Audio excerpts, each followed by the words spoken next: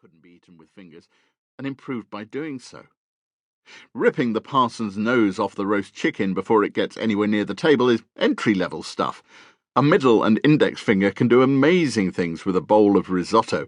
They make a pretty effective tool, and can also bring the comforting taste of your own skin to the party. All shellfish, whether hot or cold, in shell or out, are intensely tactile.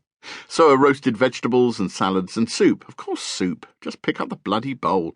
And ice cream.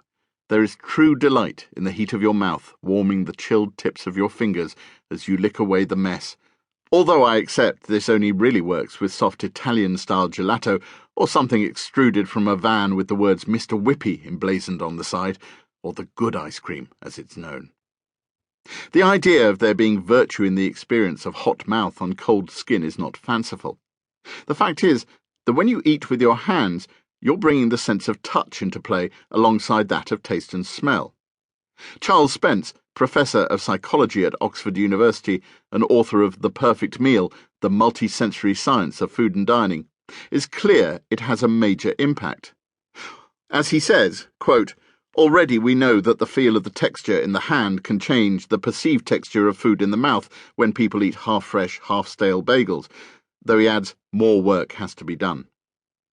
In her 1991 book, The Rituals of Dinner, the journalist, writer and broadcaster Margaret Visser goes further. To people who eat with their fingers, she writes, hands seem cleaner, warmer, more agile than cutlery. Hands are silent, sensitive to texture and temperature and graceful, providing, of course, that they have been properly trained. Amen to that. I spend an awful lot of time training mine. As Spence explains in his book, there is evidence that when you eat with your hands, you eat less. A knife and fork, especially a fork, are such efficient instruments that you can simply shovel away in a mechanical action from elbow to wrist to mouth, which has its own compelling rhythm. Using your hands forces you to concentrate on what you're doing, to look at your plate and examine exactly what's going on down there. If this thought does not interest you, then you're simply not greedy enough. Turn this book off. Go find something else to do. Take up woodwork. Today, we tend to regard the use of cutlery and the kind used as a mark of sophistication. It was not always this way.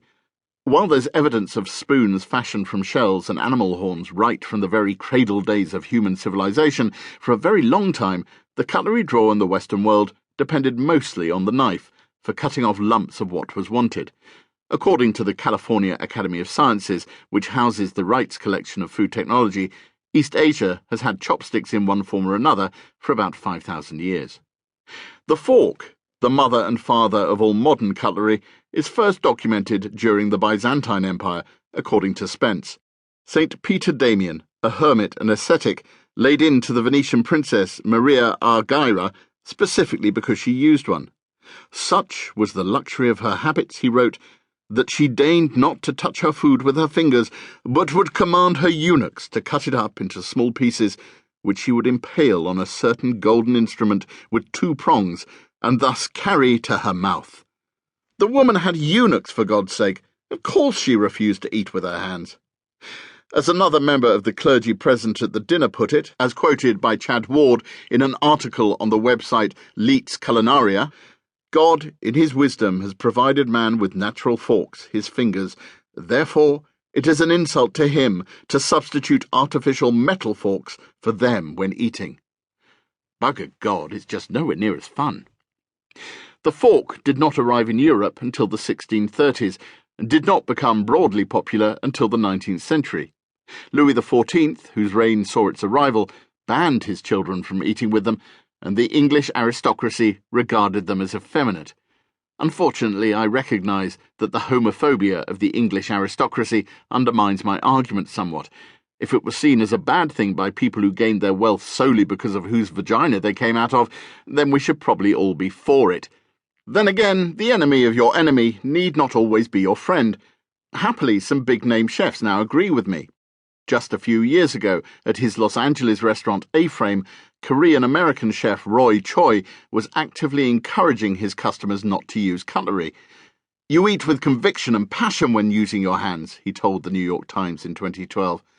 I hope that people let their guard down and throw out some of the rules we have regarding etiquette and connect like animals.